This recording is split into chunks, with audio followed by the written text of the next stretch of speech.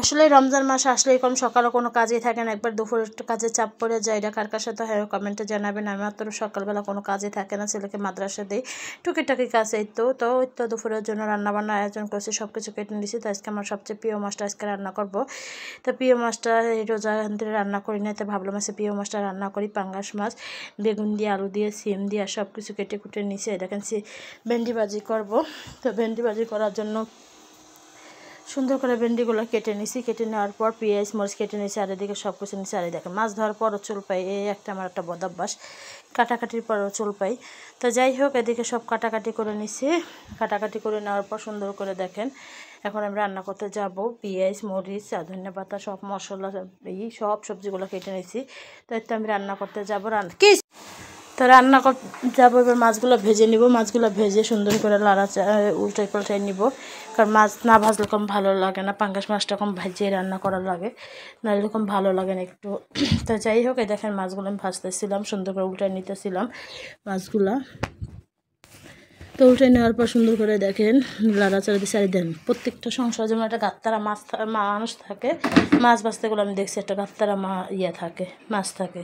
তাই যাই হোক, এদিকে মাছগুলো আমার ভাজা হয়ে গেছে। এখন তো আমি ভেন্ডিটা বসাই দেব। ভেন্ডিটা বসাই দেওয়া সুন্দর করে লাড়াচাড়া দিয়ে ঝরাঝরা করে একটা ভাজি করে নিব। কারণ ভেন্ডি ভাজি এরকমই মজা লাগে, ঝরাঝরা। পিছলা আমার কাছে ভালো লাগে না, আর এরকম লাড়াচাড়ার উপরে রাখলে এরকম ঝরাঝরা হয়ে যায়। তো ফাইনালি আমার ভেন্ডি ভাজিটা হয়ে গেছে দেখেন। তো ভেন্ডি ভাজিটা হওয়ার পর এখন তরকারিটা বসাই দিব। তরকারিতে সব মশলা দিয়ে দিছি, দিয়ে দেওয়ার পর এখন সবজিগুলো দিয়ে দেবো। আলু সিম বেগুন দিয়ে সে রান্না করব। তা যাই হোক, সবজিগুলো দিয়ে দিতেছিলাম। সবজিগুলো দেওয়ার পর চুলে আবার বুট ভুনাটা বসাই দিছি, যেহেতু আমি একসাথে রান্না বান্না করে বের হই।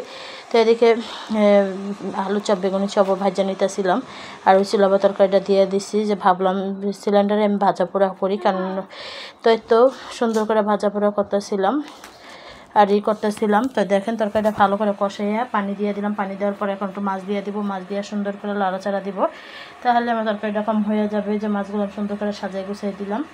তো সাজিয়ে গুছিয়ে দেওয়ার পরে দেখেন এখন একটু লাড়াচাড়া দিব। আর মাঝে মাঝে দেখেন আমি ক্যামেরা করে রেখে দিই, অনেক সময় ভুলে যায় লাড়াচাড়া দিতে।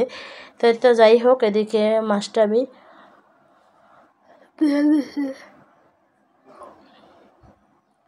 দিয়ে দেওয়ার পরে এখন একটু লাড়াচাড়া দিয়ে দিব। তো আমার সব ভাজা পোড়া কম হয়ে গেছে, আর এখন তরকারিটা প্রায় শেষ পর্যায়ে। এখন ধনিয়া পাতা দিয়ে তরকারিটা নামাই নিব। কেমন হয়েছে সবাই অবশ্যই কমেন্টে জানাবেন। তো আমার তরকারিটা লাড়াচাড়া দিয়ে নামাই নিলাম। আর এদিকে ইফতারি আয়োজন করে নিলাম। তো ইফতারি ফল টল আর প্রতিদিনের মতন যা থাকে, ভাজা পোড়া। কারণ গতকালকে আমরা ইফতারি ভাজা পোড়া খাইনি, মনে হয় আর কয়েকদিন ধরে খাই না, কারণ আমার হাজব্যান্ড অনেক ভাজা পোড়াটা পছন্দ। আর এদিকে লাচ্ছি রেসে বানিয়ে নিচ্ছি। তো ভালো থাকবেন, সুস্থ থাকবেন, আল্লাহ হাফিজ।